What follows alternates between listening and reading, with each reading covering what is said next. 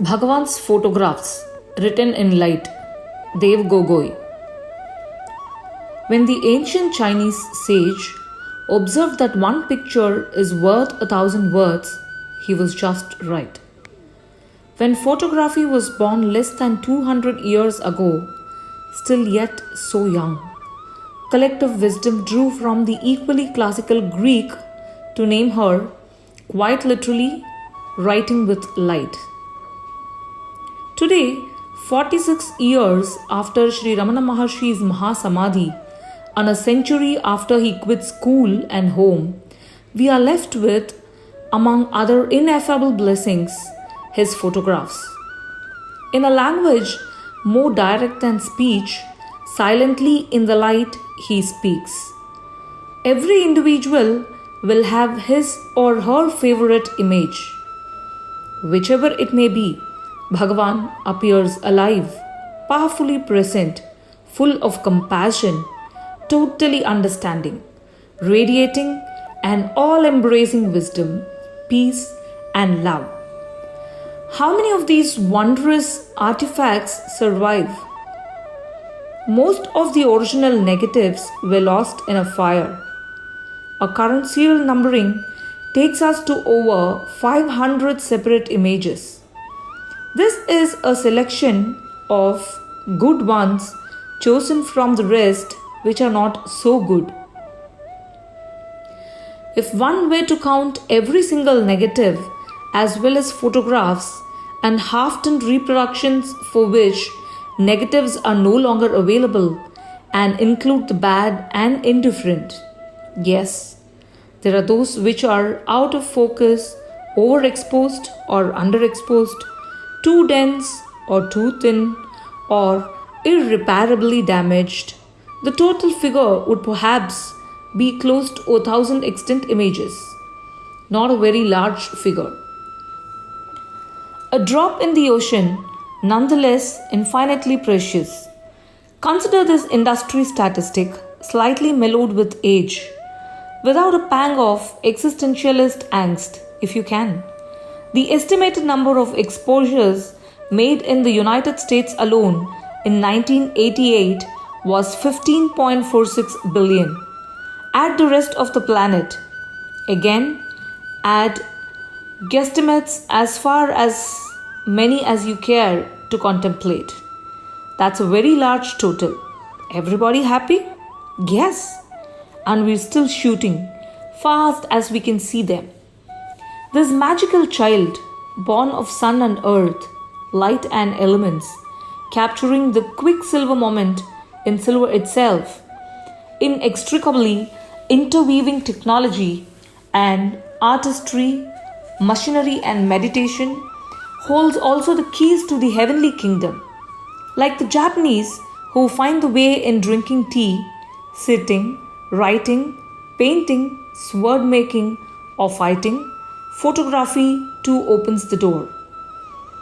The American photographer Paul Caponegro expressed his belief that the process should involve not just the chemical but also the alchemical, linking the photographic tradition to the greater tradition of calling forth a higher consciousness. In the end, tools and materials must allow access to the inner realm of awareness which alone is capable of transcending preconceptions. Techniques are essential, but their use is in assisting to liberate an attention that is above the intellect. Through receptivity and communion, one can open to a higher consciousness, remembering that this quiet inner attention is the most precious energy which can be used throughout the total process. Recording the light of the other subject can be linked with gaining access to one's inner light. The earliest surviving photograph of Bhagavan is dated circa 1900 when he was about 21 years old. He is sitting in the easy posture, looking directly, piercingly at the camera. Dense head of hair, jet black, body long-limbed and lithe, fingernails grown rather long. Behind him is the bare rock and a triangular niche in the partly plastered wall of the mango tree cave. Photographer unknown.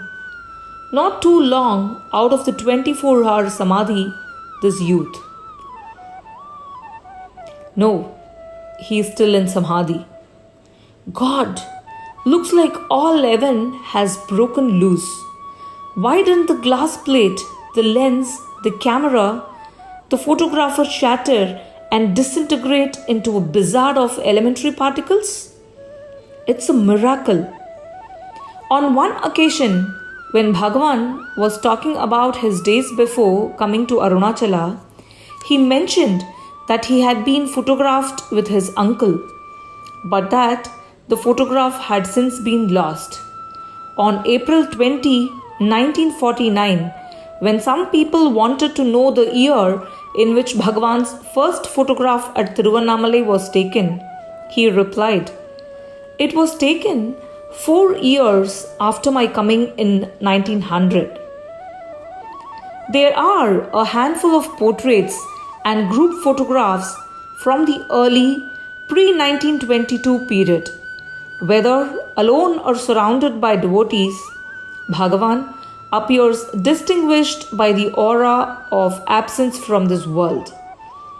These formal moments, frozen from a daily flux hard to imagine in its particularities, are also stamped by a strong cultural and geographic specificity. In the obscure interior of South India, at the heart of Tamil tradition, something had happened. Something was happening.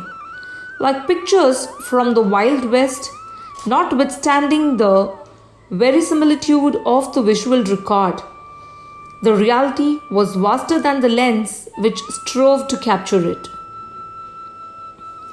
The oldest original negative in the ashram's possession is a glass plate 14 cm by 20 cm showing Bhagavan and his devotees at Virupaksha cave in 1911.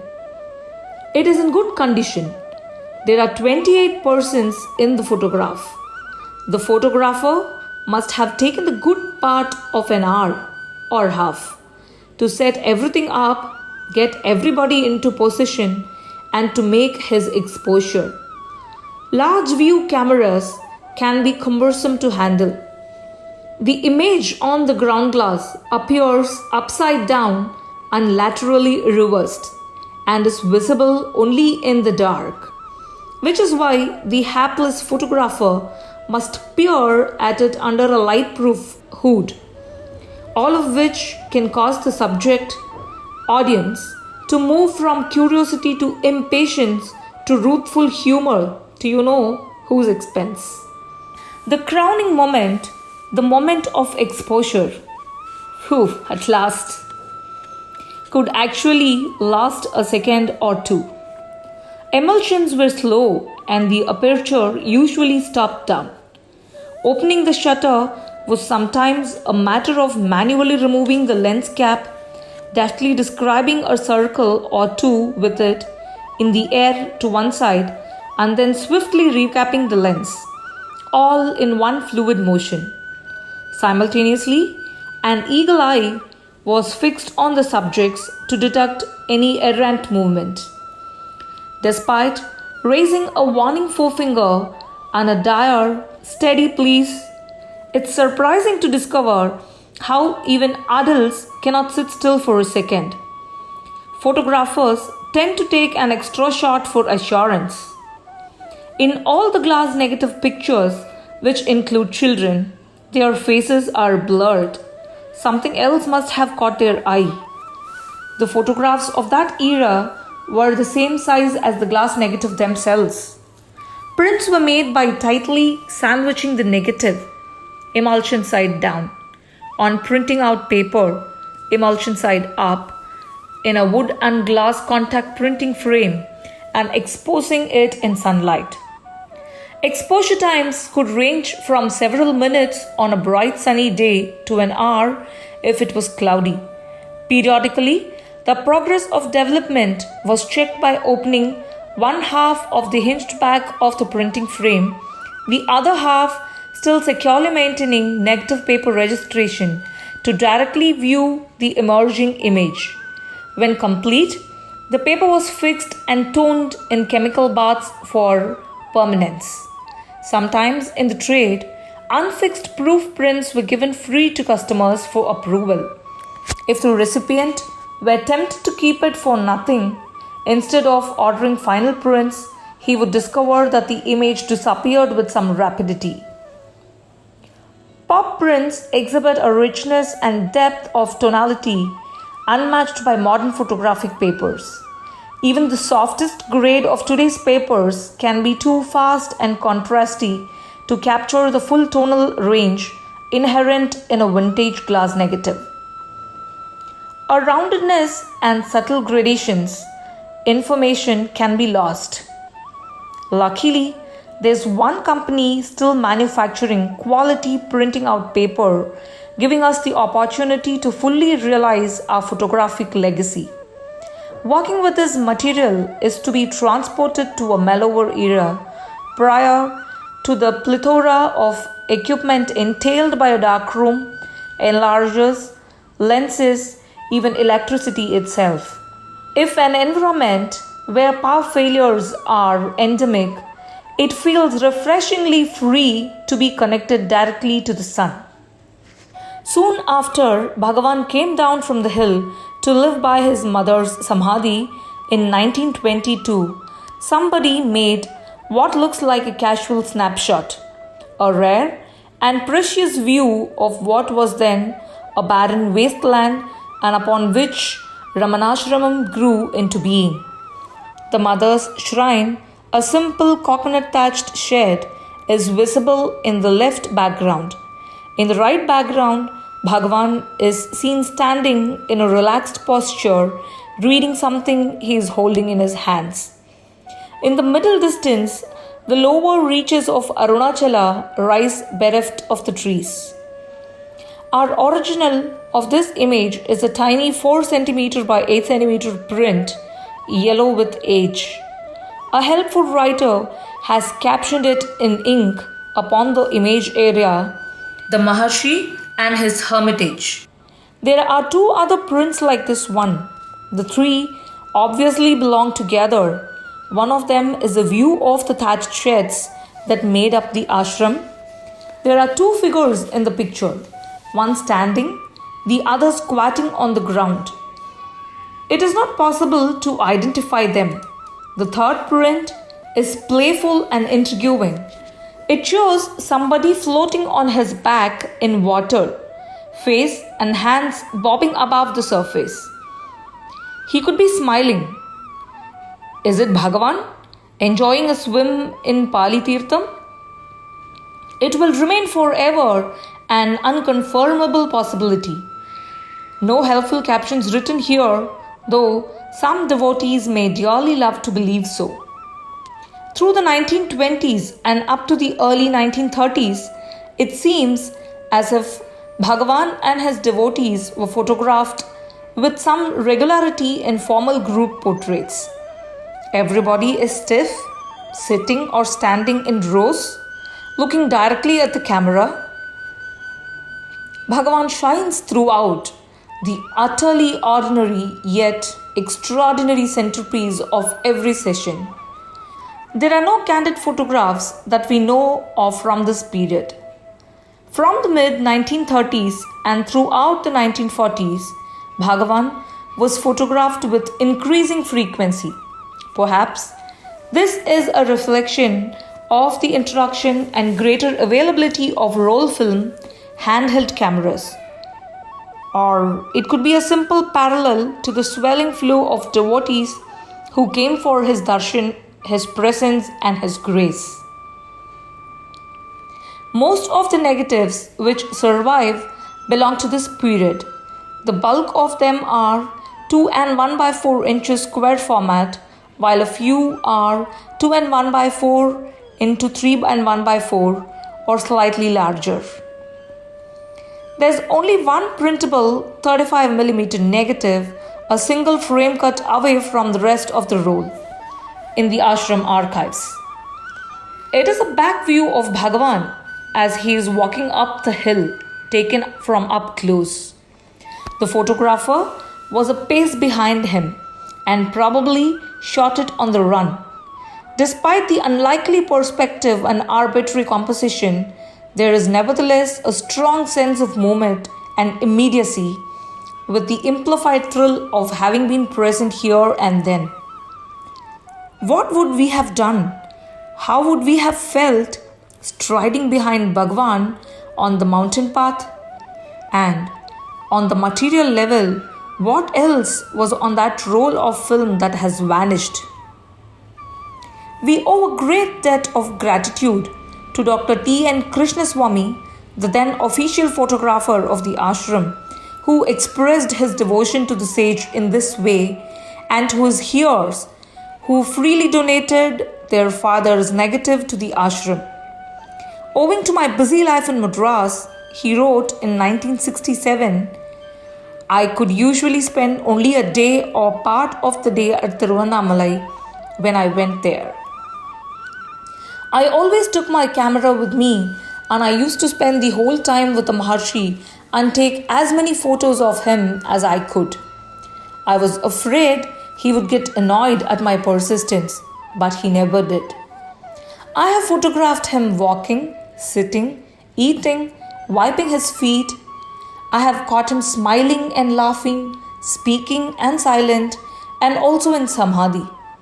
Once, he was going up the hill when it started to rain, and he was offered a homemade palm leaf umbrella, and I snapped him using it. I took another picture of him using an ordinary umbrella and smiling broadly as he did so. Sometimes I used to wonder if it was not ridiculous of me to pay so much attention to photography when his teaching was that I am not the body. Was I not chasing the shadow and even trying to perpetuate it? At the time, I paid very little attention to his teaching. I was attracted only by the beauty and grace of his person. It gave me immense pleasure to take pictures of him. He was more important than his teaching. Later, when he was no longer bodily with us, I turned to his teaching, and then I found that the grace of his presence had prepared me for it. I had been attracted to him as a child is to its mother, without knowing why, and I had derived sustenance from him as a child does from its mother. I was glad afterwards that I had enjoyed his presence so fully when he was bodily with us. His teachings pulsated with life. I began to understand it, and it mixed with my being and became my own.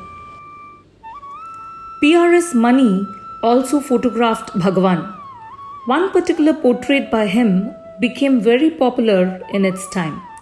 It was referred to as the Mani bust. It is a tight head shot. Bhagavan's hair is not yet 4 weeks long, and he is smiling, a handsome face. It is the eyes which are arresting, jet black and fathomless, like whirlpools pulling one into the self. G.G. Welling, the professional photographer from Bangalore and Belgaum, took what is perhaps the finest series of pictures of Bhagavan. There are only 9 or 10 of them. Each is marked by great elegance, simplicity and beauty, as distinctive as a signature. The props are minimal: a plain dark background, walking stick, tiger skin and rugs, and Bhagavan himself filling the frame.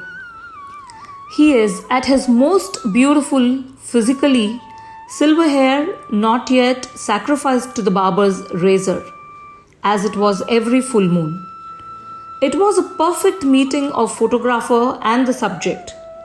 While a careful attempt to record Bhagavan's voice resulted in an inexplicable failure, the pristine silence, on the other hand, was faithfully captured. He was extremely cooperative in front of the camera, as obedient as a dutiful child, as solicitous as a doting parent. When Welling was about to take his pictures, Bhagavan asked if there was sufficient light. Mr. Welling said, "Bhagavan, you are the light."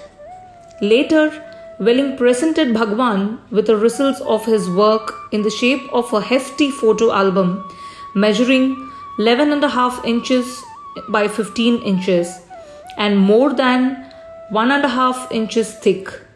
It contained his portraits of Bhagavan, his sister Alamelu, and Chinnaswamy, both of which are framed and displayed in the ashram dining hall, and views of Tiruvannamalai, including a study of the various shrines and gopurams in the big temple. They are all tidy compositions, clear and straightforward, and executed with a technical mastery that is amply evident in the one-toned prints. His depiction of Bhagavan, called the Welling bust, there are two of them, one titled, the other straight, have become the universal favorite of devotees throughout the world. There are other albums. One of them was presented to Bhagavan by Dr. Mies, the Dutch scholar of comparative religion. The dedication reads, "To Sri Ramana Maharshi, in silence offered as the only fit expression of love and oneness by Gualtier's Hendrik Mies, or rather Sastri." It is dated 28th Jan 1936 and beautifully handwritten in white on the dark brown inside cover of the album. It measures 19 cm by 27 cm, containing 4 slip-in snapshots per page, mostly 2 and 1 by 4 inches by 3 and 1 by 4 inches in size. There are 25 pages, a fascinating treasure trove of visual delights. Some of the pictures are familiar, others quite uncommon, of Bhagavan, his devotees, the ashram, the mountain, the big temple, and other shrines around Tiruvannamalai. It's a fair guess that a good number, if not most, of these pictures were photographed by Dr. Mies himself. Bhagavan is superbly portrayed. Some of the studies are quite striking, and the group photographs have a friendly, informal feel. There is a very sweet shot of cow Lakshmi with her calf, a squirrel perched atop Bhagavan's upraised left hand, a well-lit interior view of the mother's shrine, walls covered with framed pictures, a wind-blown, young-looking Chadwick standing high on the slopes of Arunachala with 2 other devotees, Paul Brunton, Raphael Hurst, dapper and trimmed moustache, bow tie, white belt and matching shoes. The big temple rising in solitary splendor from a wide plain, a scattering of houses clustered around it. The Ramanashram book depot, while it was still a thatched shed, the caparisoned temple elephant ambling through the streets of Tiruvannamalai on a festival day, and so on. A smaller album, 11 cm by 15 cm, is entitled Bhagavan Goes to Skandashrama. It is the work of Dr. T.N.K., a rare survivor of the many albums that he must have made for Bhagavan, recording Bhagavan's visit to Skandashram in December 1945. It contains 41 photos, 38 of them 2 and 1 by 4 inches square contact prints. The negatives for almost all of them are not available. Bhagavan is seen posing on the mountain path, passing through the arched iron entranceway at Skandashramam, taking his leisure on a couch placed in front of the building, reading the papers, laughing, surrounded by devotees, wrapped head to foot in a large white shawl with a white printed border, standing in dappled sunlight against the rock face by the spring above the kitchen. There's one in which he looks especially luminous, standing at the entrance to the ashram. his body gleaming in the angled morning light. There is only one color photograph of Bhagavan that we know of, an 8 inches by 10 inches print on Fuji color paper, a straight low-angled shot of Bhagavan standing outdoors with trees and the mountain in the background. It is a close-up and judging by Bhagavan's body, taken in the late 1940s, before the cancer struck. Bhagavan is leaning on a cane in his right hand, and a white towel is casually draped over his right shoulder, his left arm resting on his hip. The shadows indicate that the time is about noon. The colors are washed out. It looks more like a monochromatic picture in hues of reddish brown. The print is probably of fairly recent origin. More likely the color dyes in the negative have faded. Life magazine, issue dated May 30, 1949, devoted a lavish 11-page to an article on Bhagavan entitled Holy Man. Sri Ramana Maharshi has India's answer to most of man's problems by Winthrop Sargent. It was the heyday of magazine photojournalism when globe-trotting writers and photographers brought the excitement of the outer world into the homes of the affluent, rather like what the satellite TV does today. Sargent reported, Sri Ramana would have looked like a superior human being in any surroundings. He had the quietly assured look of a man who has experienced a great deal and thought everything through to a final, unshakable conclusion. Even an unbeliever could see that he possessed a sort of personal serenity that is rare even in the contemplative Orient. I mumbled a few words of greeting which I hoped were appropriate and was smilingly waved to a place on the floor.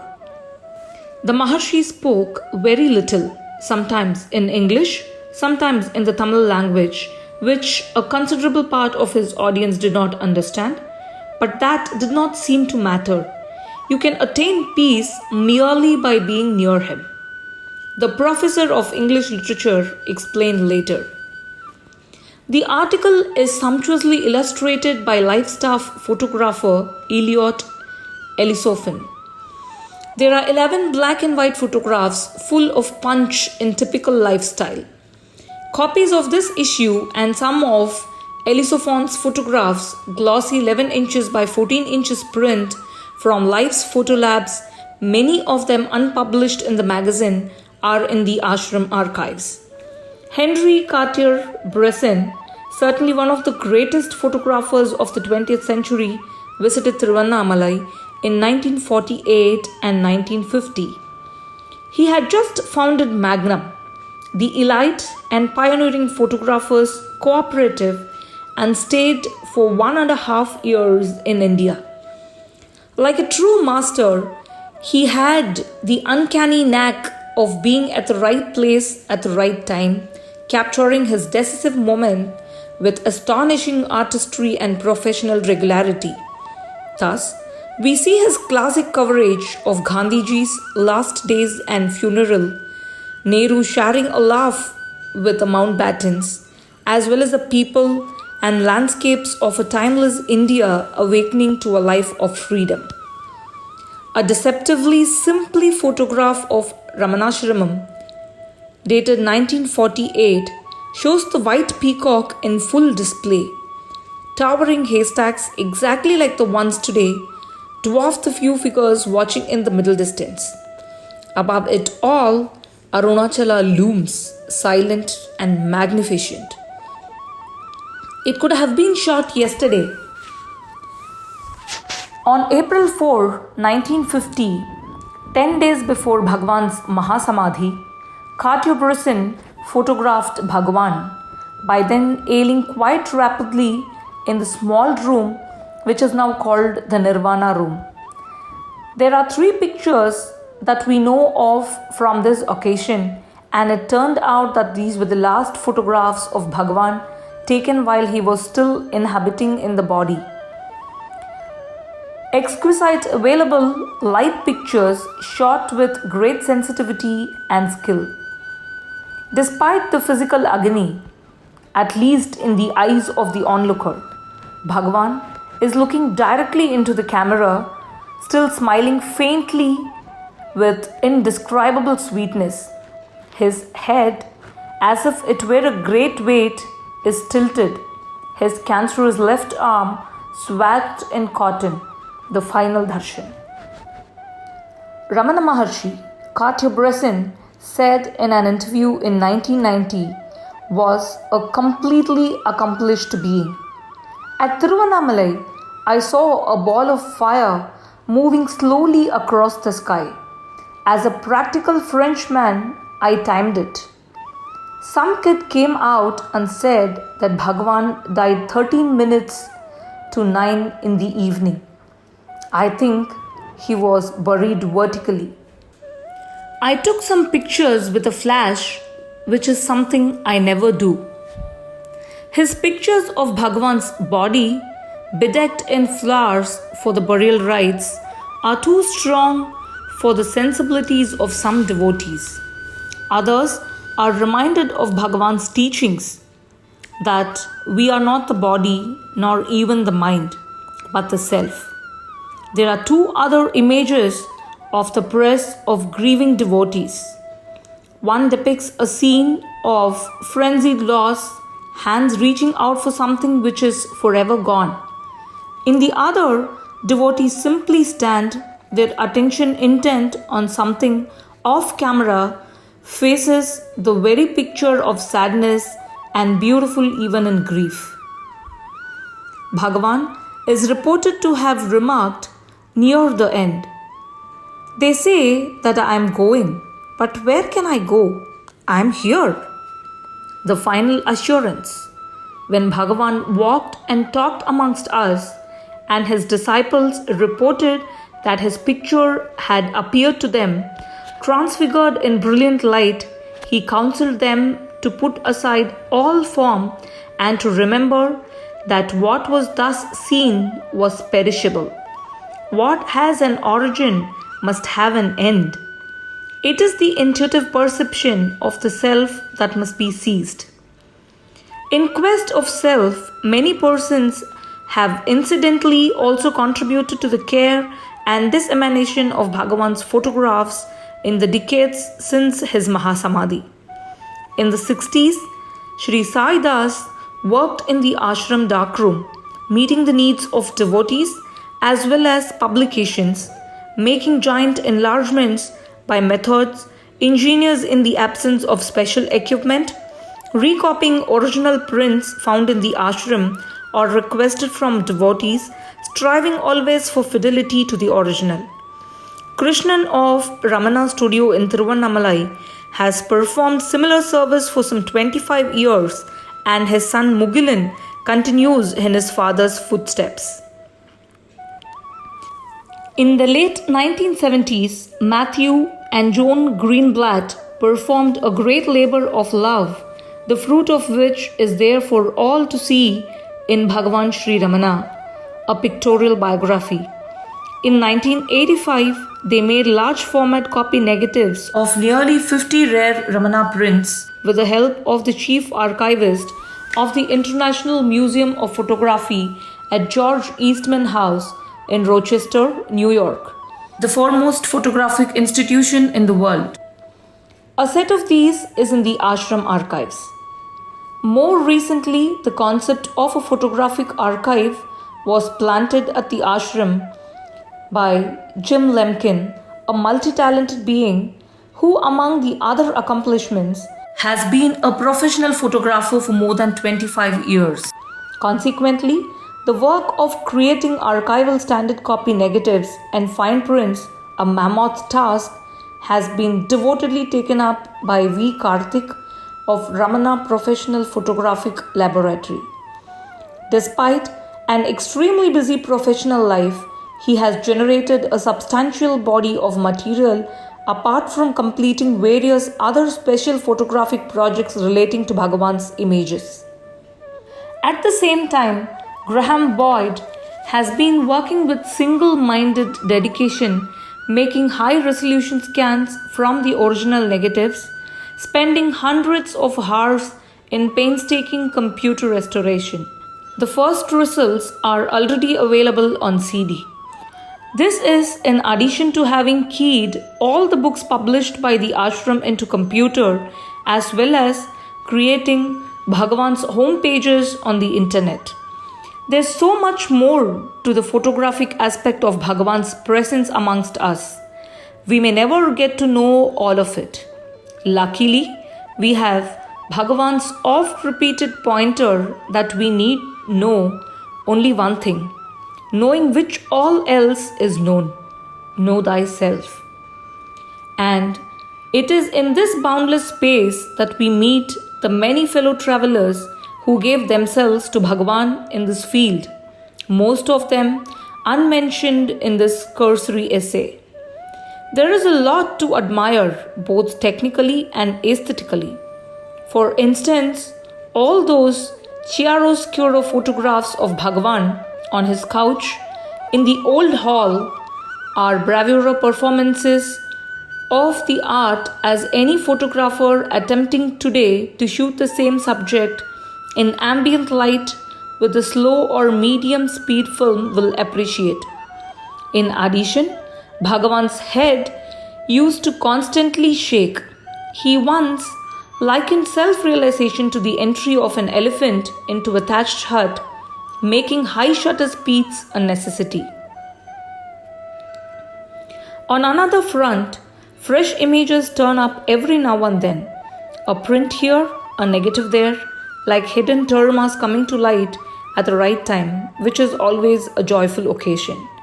This year, Ella Maillart, the Swiss travel writer and photographer who was with Bhagavan in the 1940s, gifted 4 of her photographs of Bhagavan to the ashram. I understand you wish to gather the rare documents on the sage and I want to help you, she wrote. And despite her advanced years, she instructed the museum to which she had given all her original negatives to make the prints for Ramanashramam at her own expense. Is all this taking us somewhere? Yes. A respected Western Vipassana teacher pointed out that it was 3 centuries after the Buddha's Mahanirvana before any images in his likeness were made. 2.5 millennia after his passing, this need to represent his human form has spawned a vast and expressive iconography. As befitting the 20th century, Bhagavan has left us with authentic templates, photons bouncing off his perished form, focused through glass, etching patterns of light and shadow on equally fragile silver sols embedded in translucent gelatin. What then is imperishable, permanent, real? There comes a time outside of the time itself when one shuts the eyes to both word and picture to enter the bliss of simply being. Iru, summa iru. Om Shri Ramanarpanamastu. He who is forgetful of the self, mistaking the physical body for it, and goes through innumerable births, is like one who wanders all over the world in a dream, thus realizing the self would only be like waking up from the dream wanderings. One who asks himself, who am I and where am I, though existing all the while as the self, is like a drunken man who inquires about his own identity and whereabouts. While in fact, the body is in the self, he who thinks that the self is within the insentient body is like one who considers the cloth of the screen which supports a cinema picture to be contained within the picture. Does an ornament exist apart from the gold of which it is made? Where is the body apart from the self? He who considers the body to be himself is an ignorant man. He who regards himself as the self is the enlightened one who has realized the self. The one self, the sole reality, alone exists eternally. When even the ancient teacher, Dakshinamurti revealed it through speechless eloquence. Who else could convey it by speech? Bhagavan Sri Ramana's Ekatma Panchakam.